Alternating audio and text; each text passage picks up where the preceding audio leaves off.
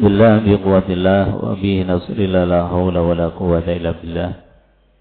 Asyhadu an la ilaha illallah, asyhadu anna Muhammadan abduhu wa rasuluh. Allahumma salli wa sallim ala sayyidina Muhammad wa ala alihi wa sahbihi ajma'in. La hawla wa la quwwata illa billahil aliyyil azim. Amma ba'd. Hadirin jemaah yang dimuliakan Allah Subhanahu wa taala. Kita lanjutkan nasihat dari Al-Qur'anul Karim masih pada surat Al-Fatihah. Sekarang ayat yang ketiga, yaitu Ar-Rahmanir Rahim. Ar-Rahman dan Ar-Rahim adalah sifatun min sifatillah, termasuk sifat daripada sifatnya Allah Subhanahu wa taala. Yang ini harus menjadi pelajaran bagi kita dan menjadi akhlak kita. Sebagaimana baginda Rasulullah sallallahu alaihi wasallam itu memberikan pelajaran bagi kita, takhallaqu bi akhlaqillah. Berakhlaklah dengan akhlaknya Allah Subhanahu wa taala. Dengan cara apa? Kita memahami sifat dan asma Allah Subhanahu wa taala. Makanya Nabi Adam alaihissalatu wassalam ketika diusir dari surga dan diturunkan ke dunia ini sebagai khalifatullah fil ard, itu yang diajarkan pertama kali itu adalah al-asma'a kullaha. Asma Allah semuanya, termasuk Ar-Rahman Ar-Rahim. وَعَلَّمَ آدَمَ الْأَسْمَاءَ كُلَّهَا ثُمَّ عَرَضَهُمْ عَلَى الْمَلَائِكَةِ فَقَالَ أَنْبِئُونِي بِأَسْمَاءِ هَؤُلَاءِ إِنْ كُنْتُمْ صَادِقِينَ. Jadi yang pertama kali diajarkan kepada Nabiullah Adam itu al-asma semuanya, termasuk sifat Ar-Rahman Ar-Rahim. Apa itu sifat Ar-Rahman Ar-Rahim? Ar-Rahman dan Ar-Rahim itu terambil dari akar kata yang sama, yaitu Rahmanun atau Rahim. Yang Rahim itu punya makna adalah kelembutan dan kasih sayang. Sebagaimana kita sering mendengar bahwa ada kata Rahim, dan kita ini pernah bertempat di rahim ini, di rahim seorang ibu kita.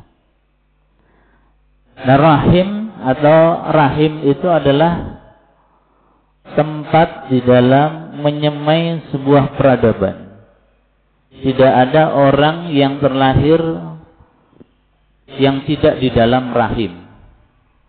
Bahkan di dunia modern yang kita kenal dengan bayi tabung pun, itu setelah disemai kemudian dimasukkan tetap dalam rahim. Artinya apa? Bahwa peradaban itu terbangun dalam rahim, terbangun dari kasih sayang dan kelembutan. Maknanya apa? Bahwa di dalam ayat ini mengajarkan kepada kita, tidak mungkin peradaban umat manusia ini dibangun dengan mengangkat senjata, dengan pertumpahan darah. Maka kalau kita ingin membangun sebuah peradaban, maka harus menyemai sifat Ar-Rahman dan Ar-Rahim.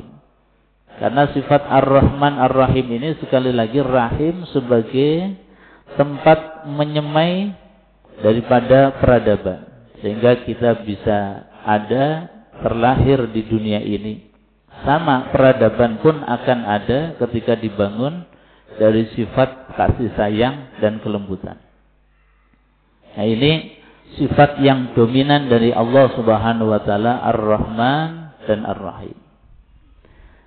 Makanya kenapa Kanjeng Nabi Muhammad sallallahu alaihi wasallam itu ketika perjanjian Hudaybiyah, beliau mau masuk ke Mekah untuk ibadah haji dan tertahan.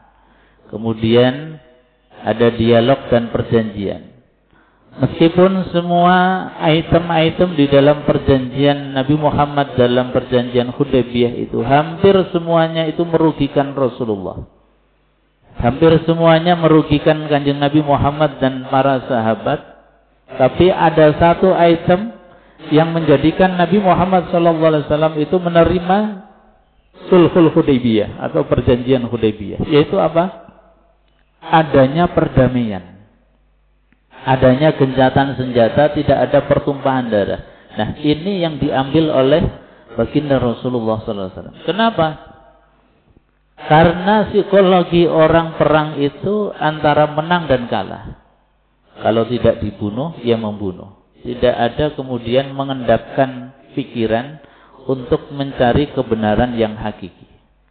Maka baginda Rasulullah SAW lebih mengedepankan sifat Ar-Rahman, Ar-Rahim, yaitu mengedepankan kelembutan, kedamaian, kasih sayang. Sehingga apa yang dihasilkan oleh baginda Rasulullah, maka setahun berikutnya ketika Nabi SAW diizinkan masuk ke kota suci Mekah, "Idza jaa nasrullahi wal fath wa ra'aitan nasa yadkhuluna fi dinillahi afwaja." Orang Mekkah yang asalnya kafir menolak kedatangan baginda Rasulullah sallallahu alaihi wasallam, yadkhuluna fi dinillahi afwaja. Mereka akhirnya berbalik masuk Islam. Bukan hanya individu-individu, tapi afwaja, berkelompok-kelompok. Jadi suku-suku yang ada di Mekkah itu hampir semuanya itu masuk Islam. Kenapa?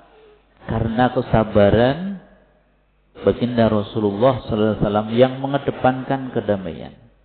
Maka sekali lagi ini sejatinya adalah kunci kita di dalam membangun apapun. Peradaban dari level yang terkecil yaitu individu kita, keluarga, ataupun membangun sebuah peradaban yang lebih luas, itu harus dikedepankan sifat Ar-Rahman dan sifat Ar-Rahim. Jadi Ar-Rahman dipahami ai zurrahmah wa hiya iradatul khair li ahli. Rahman itu artinya apa? Mempunyai sifat kelembutan dan kasih sayang. Wa hiya iradatul khair, yaitu kehendak untuk mendapatkan dan melakukan kebaikan li ahlihi kepada siapa saja. Nah, ini adalah dorongan sifat Ar-Rahman. Jadi Ar-Rahman itu pengennya baik terus pada siapapun. Meskipun terhadap musuh kita, meskipun terhadap orang yang paling kita benci. Contoh yang paling sempurna dari apa yang pernah dilakukan oleh baginda Rasulullah SAW. Diludahi tidak balas meludahi. Dicaci tidak balas mencaci. Dilempari tidak membalas melempari. Tapi apa yang keluar menjadi balasan Rasulullah SAW adalah doa yang sangat indah dari lisan suci baginda Rasulullah SAW.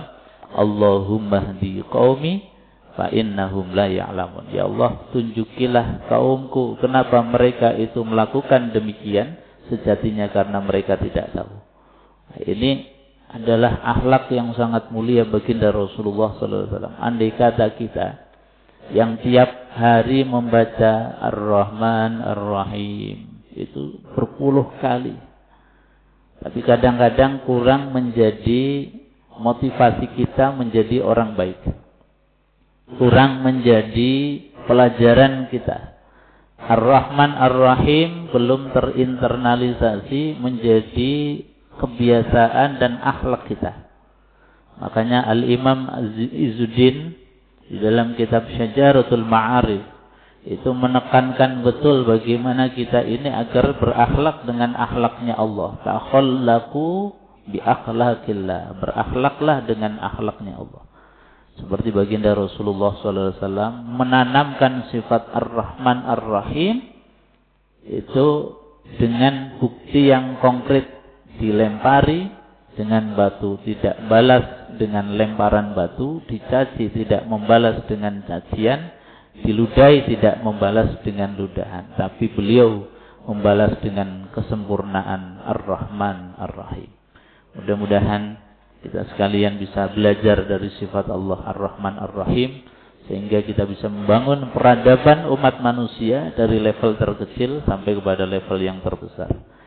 Sekali lagi, terima kasih. Kita tutup dengan bacaan doa kafaratul majlis bersama-sama. Subhanakallahumma wa bihamdika asyhadu an la ilaha illa anta astaghfiruka wa atubu ilaik. Assalamualaikum warahmatullahi wabarakatuh.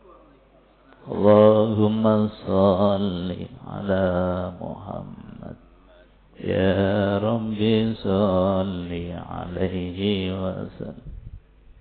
Allahumma shalli ala Muhammad